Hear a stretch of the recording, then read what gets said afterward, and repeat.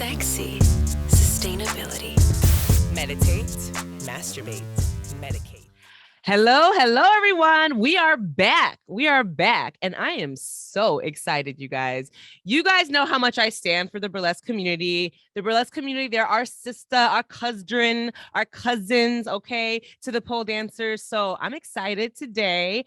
I have a burlesque dancer in the building in our Kimbology streets. They go by Rose Whip. And I just want to say I'm so excited to introduce y'all. Say hi, Rose Whip. Hello. So excited to be here. And you know what? You guys, we had a little technical difficulties earlier. I couldn't see Rose's beautiful face. And I was like, I need to see your face. Give me life with that face. So we got it together. So Yes, I appreciate you doing this. I appreciate you being a part of the show. First things first, let me just put a little respect on Rose's name, okay? So we got the better known as Rose Whip, better known as the Mynx of Musicality, okay?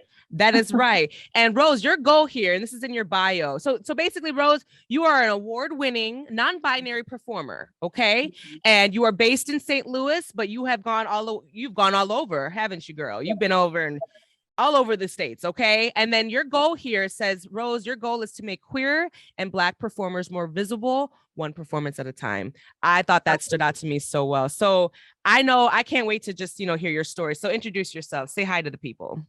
Hi, people. I'm very literal sometimes for no reason, but hi, people. I am Rose Whip. And, as it's stated right there, I am all about I stand for our queer folks. I stand for our BIPOC folks.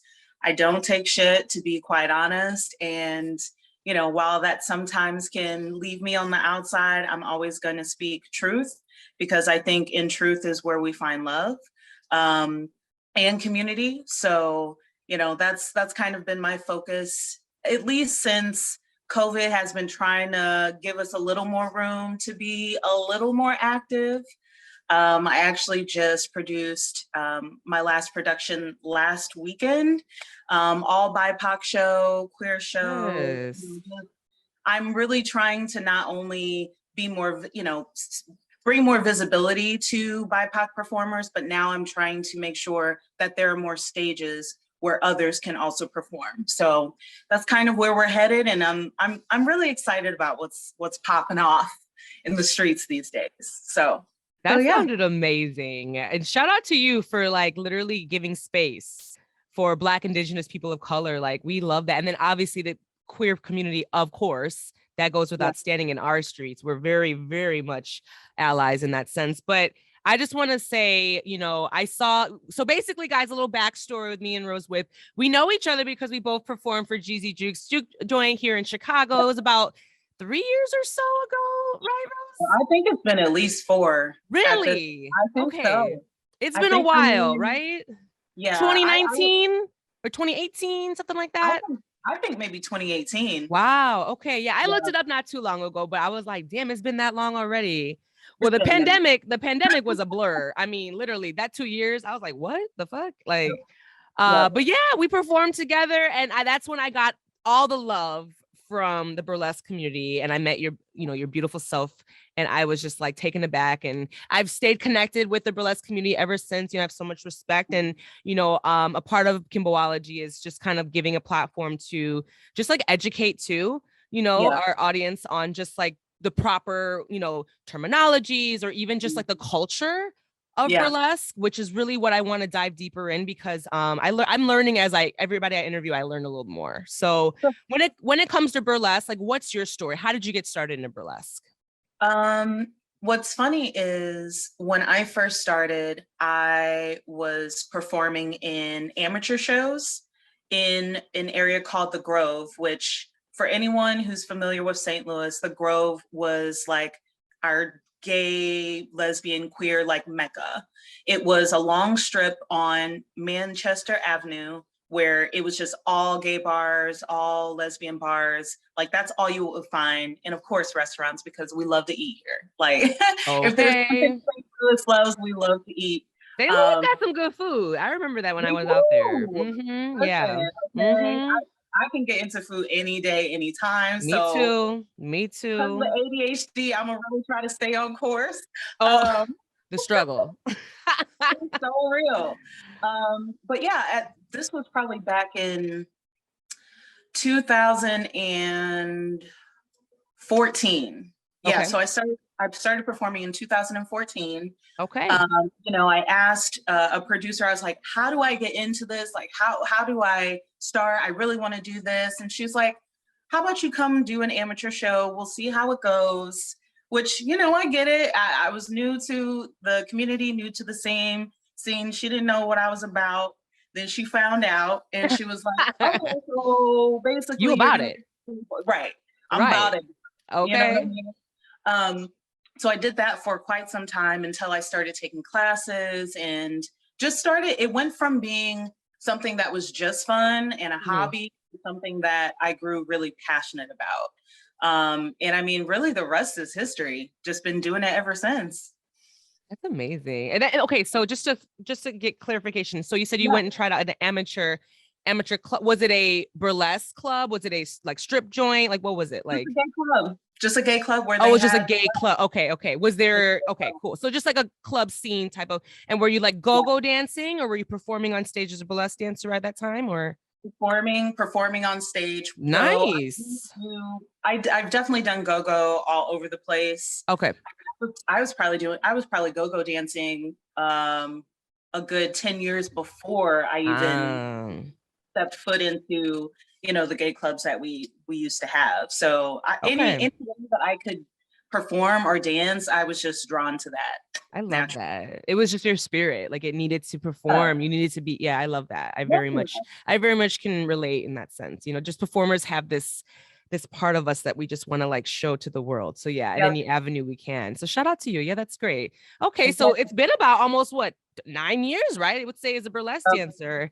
Yeah, so that's pretty exciting. Now, how did you? What was that? It's wild to think about now. Isn't that crazy? I was like doing the math. I'm like, yeah, you have been in this. You about it. You about it. So, well, one thing too that I like to just kind of talk about and also just kind of bring everybody's perspective that's in the burlesque community is like, I want to know, because, obviously burlesque is the art of taking off your clothes, right? Which is very correlation with stripping, obviously. So how do you feel like, what is the difference to you? This is your perspective between stripping, dancing, like, being a stripper and being a burlesque dancer. Sure. I think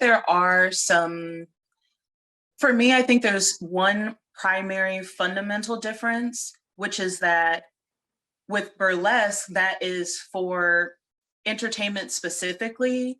Like I am there to entertain you. While there is some crossover with that with stripping, but I think for stripping, that is providing a service to the audience or to the patron, right? Like that is something that they are specifically paying for. And I know that there's a lot of crossover there, but I think for me, that's the main difference. Okay. And also, I think to a certain extent, I also have a little more freedom to choose what form my burlesque takes versus someone who is, a pole dancer, or someone who is a stripper, or maybe even someone who is specifically a sex worker, right? Like for me, stripping is sex work.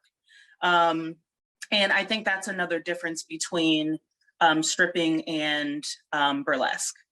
At least from where I'm sitting, I feel like that's the main difference. There's also there's obviously a lot more, there's a lot more at stake for sex workers in general, I think, than there is for people who just do burlesque. Okay. So you necessarily don't say that burlesque dancers are sex workers. You think they're different. They're performers, not sex workers. I think that is, and again, it's depending on what someone's doing, it can definitely tread that line, right? And there could be some crossover, but I think in the grand scheme of things, that is the biggest difference for me. Now, what I will say is that I do private parties. I do take my clothes off. So in a manner of speaking, yes, I also do sex work. Okay. But it it's not something that, number one, most people probably even knew. No, definitely. Yeah. And for the most part, people know me for burlesque. Yes. So, you know what I mean? Yeah. Okay. So basically, when you're performing as a burlesque dancer, it's different than, say, you performing as a private party, which you would be doing more sex work. Is that correct or no? I would say so. Okay, perfect. Yeah. And the thing is, and I love the reason why I ask these questions, Roseweb, is just literally just, I know there's people out there that want to know the difference, but they honestly just don't know who to ask, because they're not, they're not in the culture. They don't really seek out these questions, so I just do that as a way of just kind of and I like to get people's perspectives, like everybody's, Everyone's probably got a little bit different of a take on what that means to them too. So exactly. Because there's that a little bit with pole dancers and strippers too. And so I always thought it was very much annoying and stupid to be oh my God, don't call me a sex worker. I'm a pole dancer. It's girl, we got to pay homage to where this shit came from. So I have no fucking problem. I'm complimented if you think I'm a stripper. You know what I'm saying? I'd be well, you know what I'm saying? Get that money. I don't get that money. However, I'm always pay our sisters what they fucking, so very much that. So thank you for also clarifying that and just kind of breaking it down a little bit for the audience. I think that's really really kind of vital for us to just kind of talk about and just, that transparency. So cool. Now you are based in St. Louis. However, you perform all over now. And then because we met in Chicago. So now, do you find there's a difference with burlesque, in different cities, or culture wise, or just the audience? Elaborate a little bit. Absolutely. I mean, there are so many components to performing in general, right? The audience, the people who come out to see the shows, and depending on who's producing, depending on who's performing, there's so many factors. What I will say is, I think one of the main differences I see or feel between Chicago and, let's say, St. Louis, is that Chicago has a lot of shit going on everywhere. It feels like there's stuff going on everywhere, at least used to, when I was traveling more in the Chicago area. And all of those shows could be successful at the same time. What I will say is that I feel like that is one of the major differences between Chicago and St. Louis, because people are we can't have things on the same day. You're going to be taking money from somebody else, And it's well, in my mind, I'm thinking, instead of just avoiding it altogether, what can we do to not make that an issue? Right. How do we get past that so that more people can perform more often at the same time? I hear you. What I'm saying? But I think those are conversations that the community wants to be ready for, but that also means work. That also means commitment. And I think just based on a lot of shit that has been going on in the community, one in the St. Louis community and in the performance community in general, I just feel like that's going to take some time. But I do feel like that's one of the bigger differences. More people are just out performing more regularly. And it's more consistent and stable for people.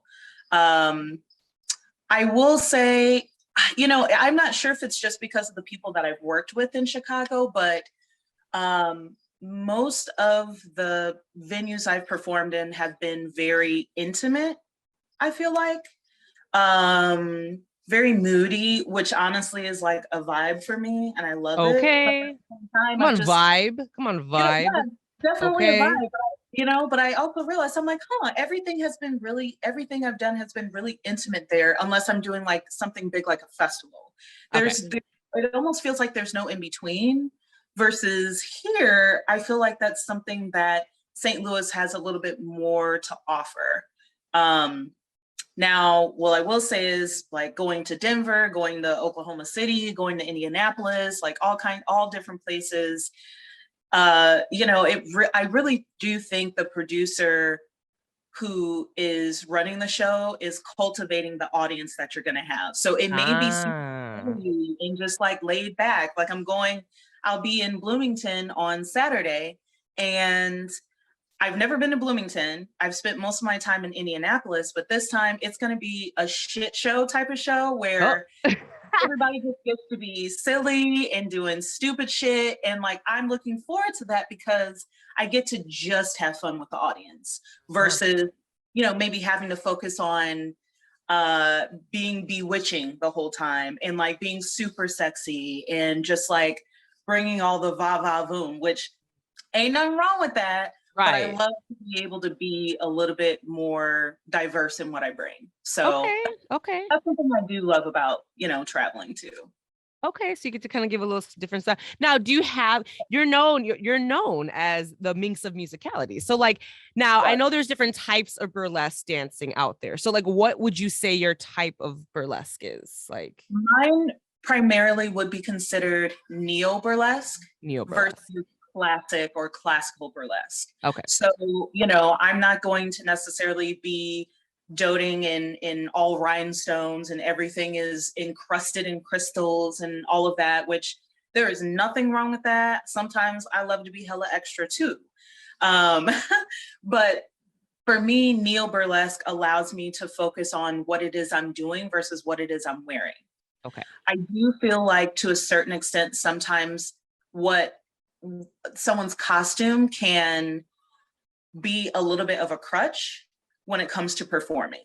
Mm-hmm. And for me, I tend to be very raw on stage, polished, but still raw in the sense of I'm going to make sure you feel what I'm feeling up here. You know what I'm saying? Okay. Yeah. Not with the uniform, just with what I'm giving. Just what I'm giving. Okay. Like you're not going to want to look away from me, not what I'm wearing, but look away from me. And I that's right.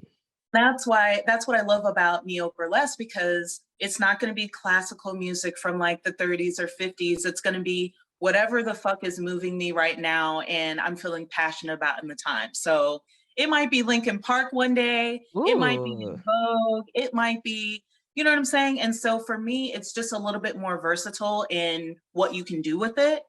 Though I love all styles of burlesque, really. Okay. Yeah. That's what's up. Yeah. No, I've definitely saw some of your performances, and obviously, you know, I was there. I watched all you guys perform when we met. So I loved seeing that, all the different styles and like just like characters too, you know, like that you guys could play. It's really, it was a show. Like you guys, burlesque is such a like entertaining. Just go watch. If you have never seen a burlesque performance, just go, please. It's amazing. And shout out to your, what was that? I'm sorry. No, go ahead. Well, I was going to say, like, shout out to your performance. It was like on the 11th, I believe, right? It was the show that you performed and you showcased. So congrats to you. So that, it's big. It's when you take on the role of like just putting on a whole show and performance. So yeah. The ghetto. She was like, I know, dealing with all those logistics. I do that too. So but that's awesome. I like to hear a little bit more about that. So basically, okay. So a little bit more to, you know, so Rosewhip, what are your pronouns? What do you identify as? I identify as non-binary and I use they, them pronouns. Awesome. Yes. And I should have asked that in the beginning. Sorry, guys. I asked that kind of like privately before we got started on recording the pod, but I didn't want to kind of bring that to the podcast because, you know, you say you want to make a space for, you know, queer and Black performers. So you being, you know, non-binary and your pronouns are they, them. Now, what have you been seeing, you know, just in a sense in the burlesque community? Have you know, has it been an inviting environment, like when it comes to like queer and Black, you know, performers as opposed to like white or like cisgender people? Mm-hmm. I think to a certain extent, everyone has good intentions. Pause. Did you hear that pause, y'all? She said, you know what I mean? Take that in. But just like any other area in life, there is no real fairy tale when it comes to race, when it comes to gender, when it comes to size, when it comes to all these things. So, you know, I had this, I don't know where I got it from, this misconception that burlesque was this untouchable little bubble, this little world where everything's great and everyone, you know, is on equal footing and all of these other isms don't exist. But that is not true. Right. And they exist in every area of life, whether Right. we're talking about work, whether we're talking about performing, whether we're talking about family, whether, you know, it's just, that's not, I don't think that's something that can ever be completely escaped from. But what I will say is I think there are quite a number of people who are putting in the work who are white or white passing, because I'm sorry, white passing people, y'all don't get a pass when it comes to advocating for BIPOC people. You don't get a pass from that, okay? Okay. You know, and also just like folks just doing the work to make sure that other people are getting opportunities that I know they haven't gotten before. Like I know that is an issue. I've definitely felt it. You know, when I first started, I probably wasn't also nearly as vocal as I am now, but that just also comes with the growth that I've gone through as a person. And Right. that's when shit gets real. That's when people actually either show up or don't, when it's time to have those real conversations.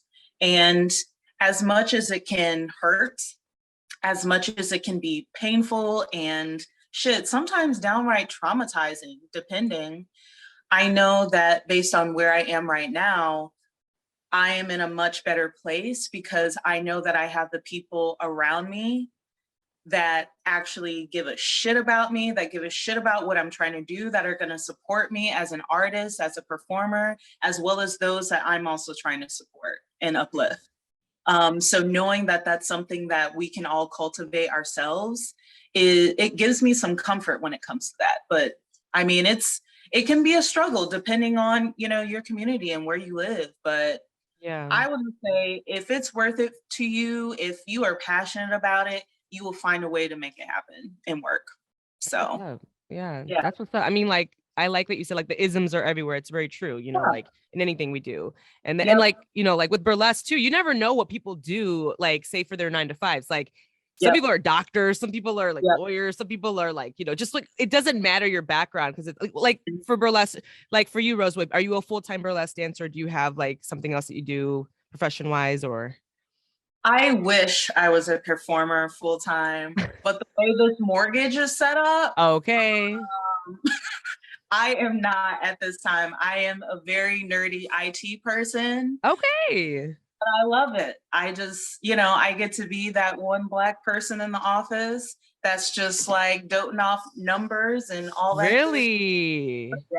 I love it. I love it. So, okay, guys. So yeah, Rosewhip during the day is in IT land. Okay. So Yeah.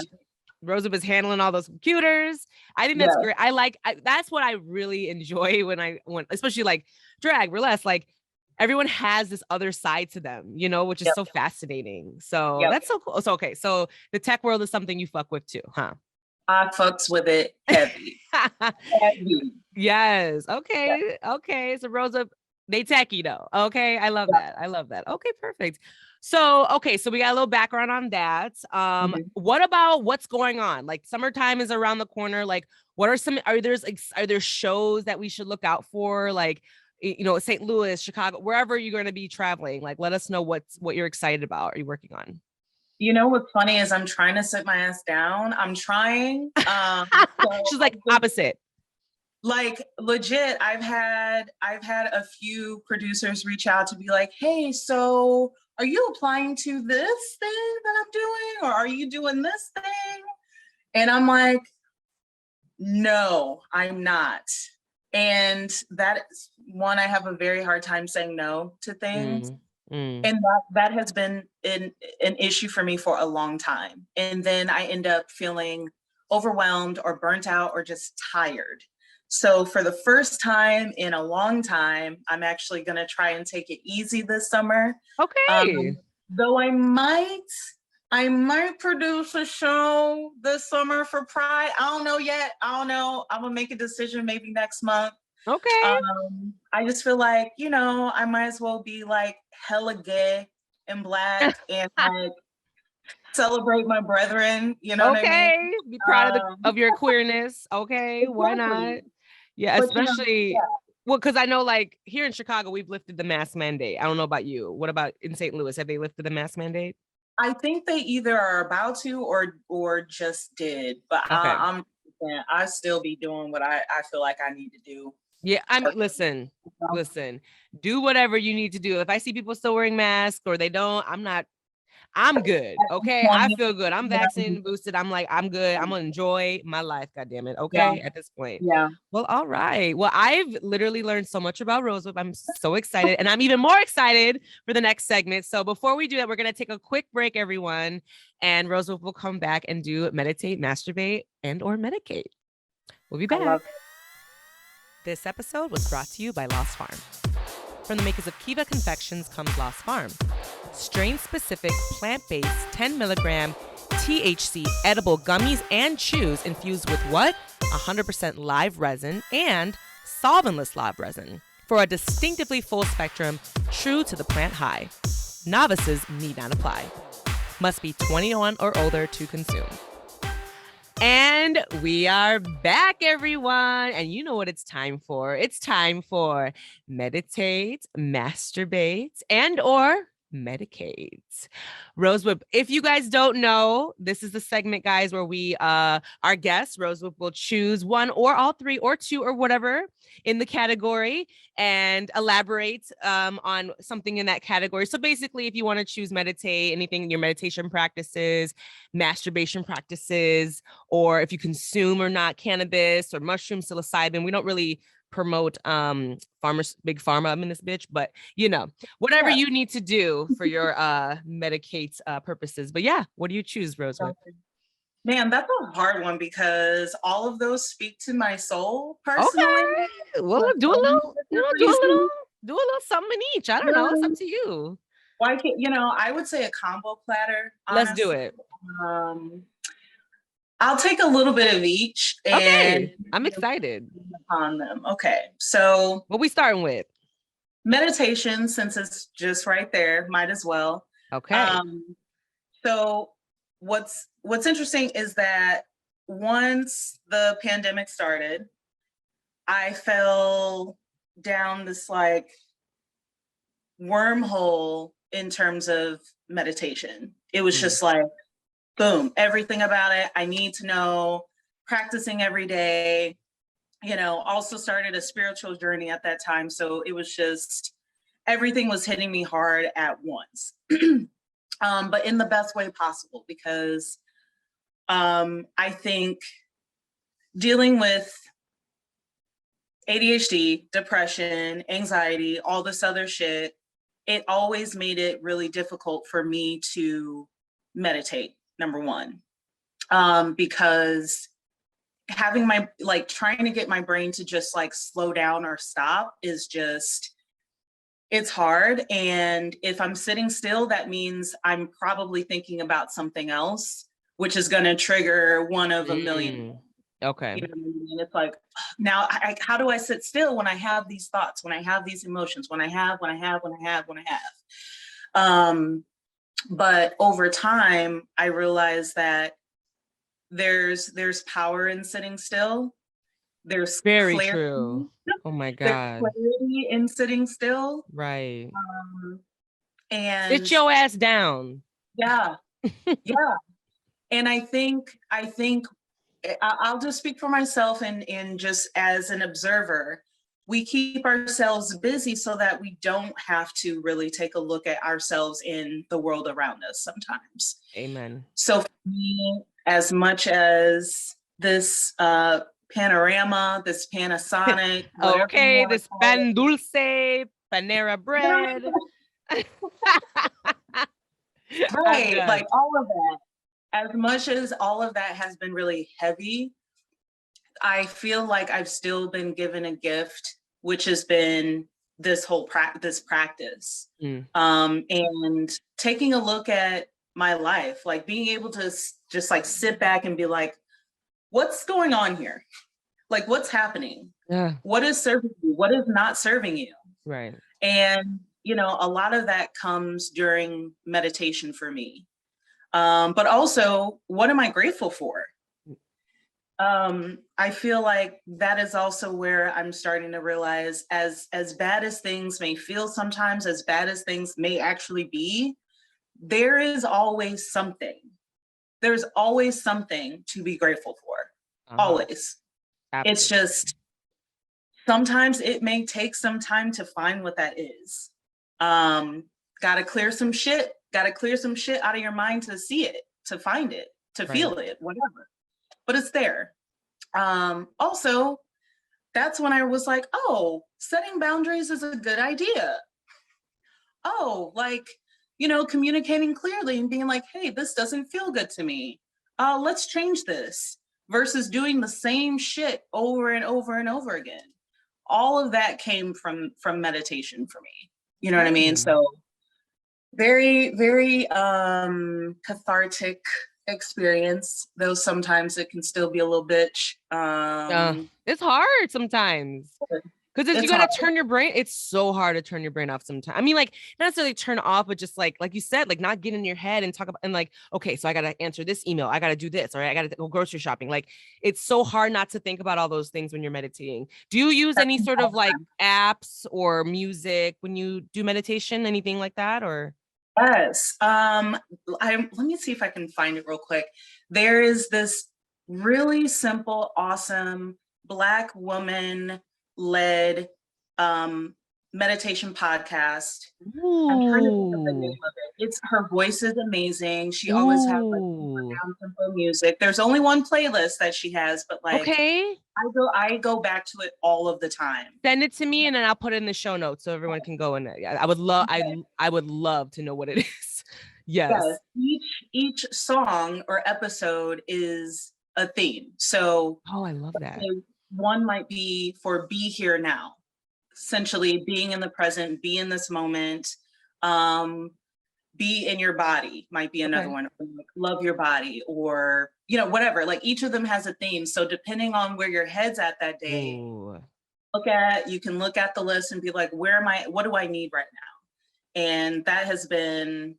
I need it. Yeah, that's honestly the main one I use. If I'm meditating and doing like a spiritual bath, I have a whole playlist for that situation. Come on now, spiritual bath. Come on now. Listen. Okay. Self-care. Yes, whole shebang bang. Okay.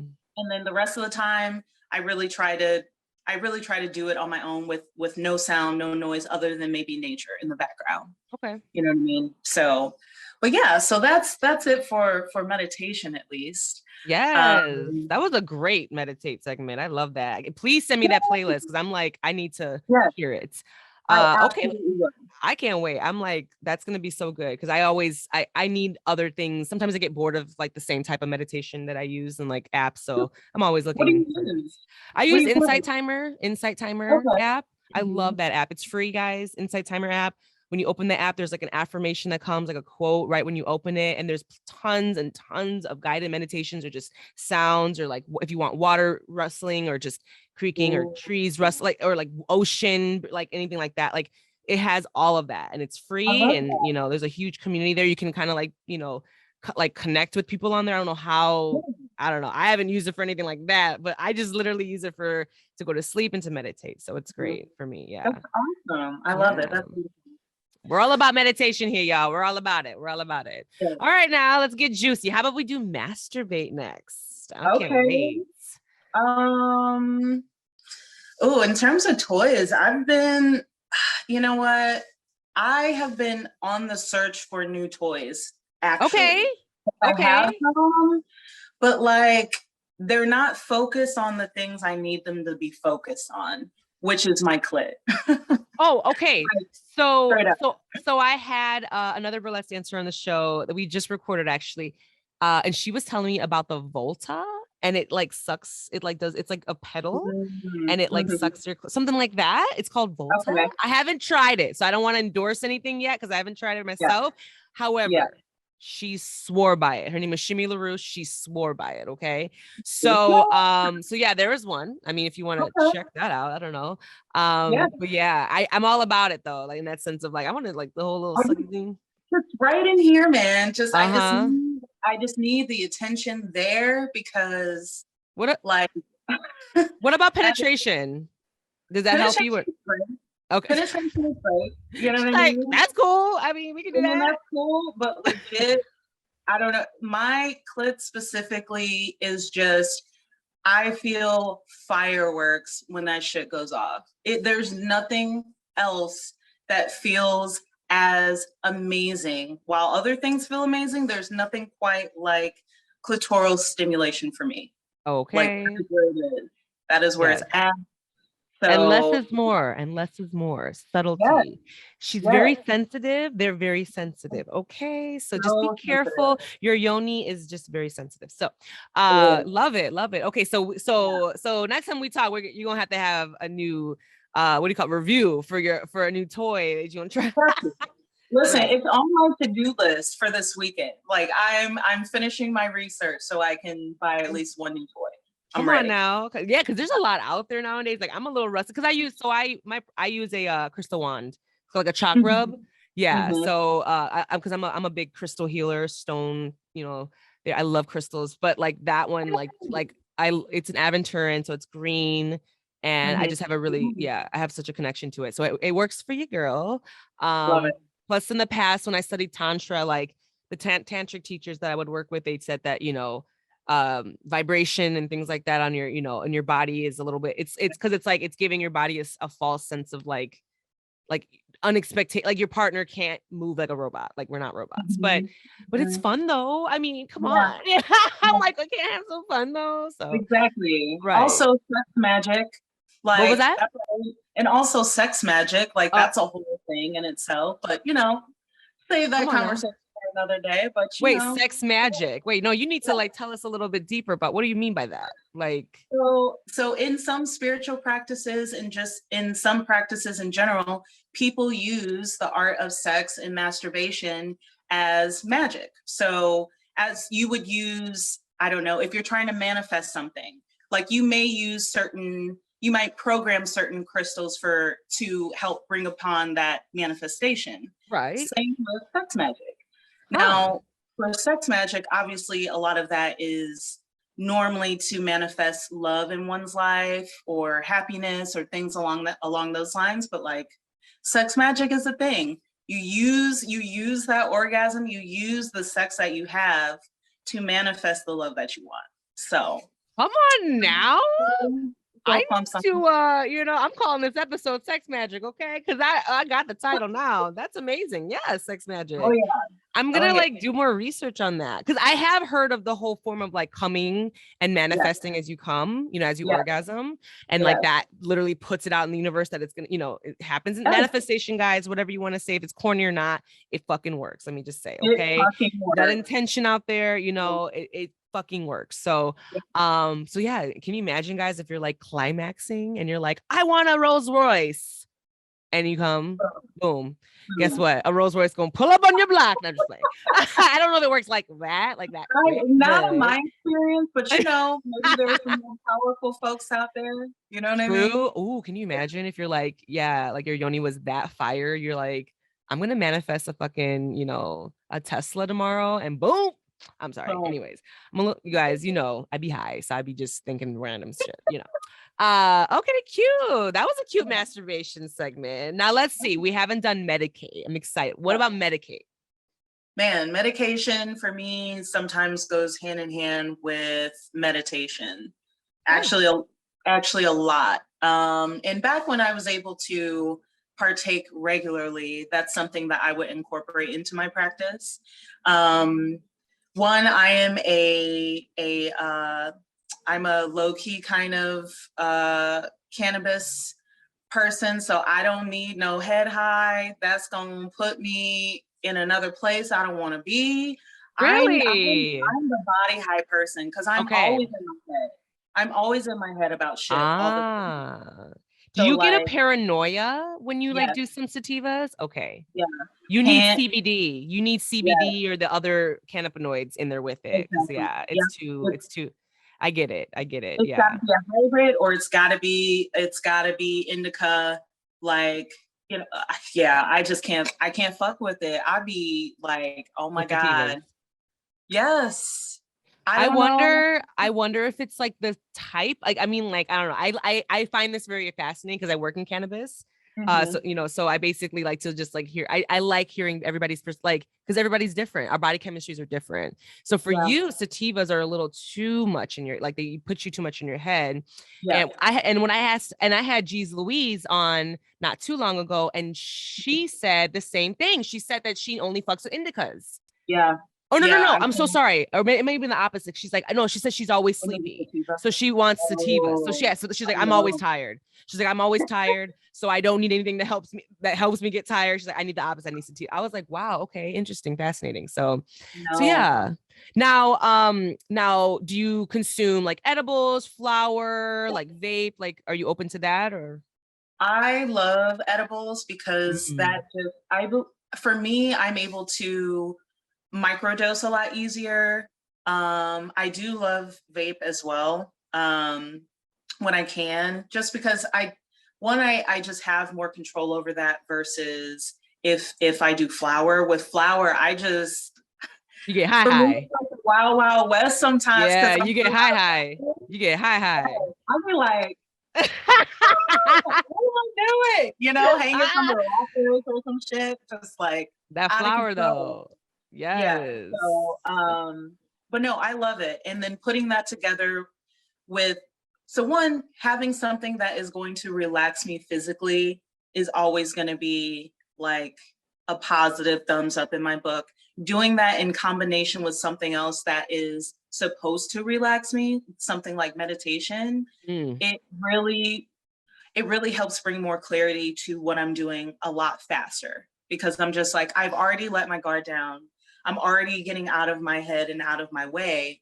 Now I can make room for what this practice is for, or make more room for that. So whether it's, just clearing my mind or, grounding myself or whatever, I tend to have a lot more breakthroughs when I do both together. Okay.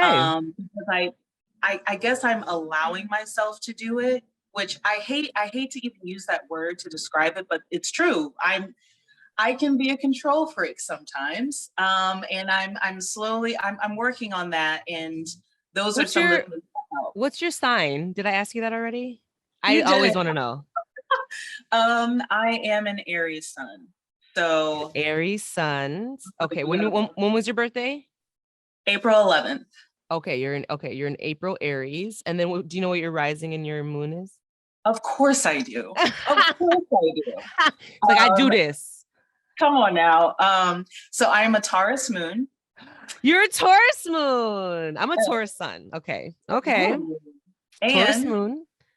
I am a Pisces rising. Pisces rising. I'm Taurus just, moon. I'm kind of settled. You know what I'm saying? I have a little bit of everything in there. Yeah, you do. You know? That's Yeah. interesting. And I've never met anyone with a Taurus moon because I'm a Taurus sun and I'm a Mhm. Gemini moon, Gemini rising. So I have a lot of Gemini in my Oh, chart. Yeah, but I'm a wow. Taurus Okay. sun through and through. My sun is strong, Wow. but I had to work Mhm. real hard to get rid of that stubborn bull tendencies. So yeah. I bet. I bet. But with Taurus, Mhm. with your moon, what does that mean though for you? Do you know, like with your moon being a Taurus, it's like what's tough for you? Um, I can't think of it. I think to a certain extent, the letting go. Ah, Because, yeah, the letting go is very, very difficult, because, like, you mean there are things I can't be in control of all the time? right, What are you right. saying to me right now? No. And already being a natural leader in the first sign of the zodiac, Aries, like, no, I'm supposed to be in charge of everything. I'm supposed to be in front of everything all the time. But like, that is exhausting and that is not sustainable. Okay. Period. Wait, so Aries is the Um, first, yeah, even though it's for it is. April? Yes. In the, Oh, in the actual zodiac calendar, Aries is the first zodiac. Aries. Okay. And then after in that order, like I think Aries and I think it's different. I think it's different. really? Yeah. Oh, Mm-hmm. I didn't know that. This is good. I Mm-hmm. love learning about this stuff because I'm not a professional astrologer or astronomer, whatever the hell. I just enjoy, I like to hear if people's like signs are really, do they really match that? Because I swear when I read my co-star profile, that app, and I read me on that app, I was like, oh, who is watching me through my life? Is this the Truman Show? Right. Like, how dare you? Right. Disrespectful, ignorant. Oh my God. Okay. Cute. Okay. So we love cannabis. We love edibles. You said you vape. You said flower just really hits you good, but you know, it's like you do flower, but it's just extra. It works very hard. Yeah. I gotta be like out and about. Like I need to have stimulation in order to not be overwhelmed by just like sitting on the couch and having flour for some reason. I used to be able to just do that all the time. I don't know if it's because I'm getting older or what, but it definitely looks different now. Mm-hmm. Okay. You know, I love that because it is, and it's very much like, you know, as you get, like, it can progress, you know, obviously your tolerance fluctuates too, depending on like, you know, how heavily you use. And, but yeah, I mean, like anxiety and like, you know, like literally like this week alone, Rose, like, I just can't even express to you, like, I've been waking up with anxiety and like I just smoke and I feel so much better. Like it literally just like wipes away all of that. So I love that, you know, you're a fellow cannabis consumer. I can appreciate that. So, okay. Rose, you have been so fun to talk to. I feel like I've just been chatting with somebody I know for years. I love it. And guys, seriously, check out Rose Whip next time, you know, they perform. Because, you know, you said you're taking a little bit of a break, which is fine because we all need rest, right, guys? We need rest too. Okay. But where can we find you though? Can we find you on Instagram? What? Absolutely. You can find me on Instagram at Rose_Whip. Sometimes I change it. So if it's not that when you're looking, it's probably just going to be Rose Whip, no spaces. You can also find me on Facebook at Rose Whip Burlesque. Or a Rose Whip creation. I don't know why I still have 2 pages, but I do. I also have a website as well. And I do actually try to keep up with it and put my events on there as well. Can't remember the site for that, but you know what? We'll put that in the description or something. Yes, we will. Yes. And then I'll put your link tree is in your bio on your Instagram. So I'm going to put your link tree in the episode so you guys can, you know, follow Rose Whip, you know, in their journey in burlesque. And thank you so much. Like, this has been so much a fun time. I love chatting with you. Your aura, you're giving me just like amazingness and just, you've been really, really fun to talk to. So thank you for sharing your journey with burlesque. And guys, definitely look at me. Hi, just can't talk. Definitely check Rose Whip out. And then guys, as always, you guys can find us at kimbologypodcast@gmail.com. Don't worry, and don't forget to subscribe and rate and leave a comment on Apple Podcasts. You can now rate us on Spotify, which is exciting. So definitely do that. And then TikTok is fun, guys. I've been having fun on TikTok. So if you haven't found me on TikTok yet, have fun. I need to follow you. No, but I found you, Rose Whip, and I've been following. I found Rose Whip's TikTok. It's a great time too. So follow, and that'll be in your link tree as well, right? Your TikTok. Yeah. Yes. So I'll just put your link tree there, and her link, and the Rose Whip's link tree will have all of the socials. So, but guys, it's been great, and we're gonna leave you with let's see, go home, take a sacred bath. Okay, maybe put a little bit of like meditation music on and just take a moment and meditate. All right. It is a full moon, so. Oh, yes. Yes, full moon. Oh my God. No wonder I've been feeling super like agitated.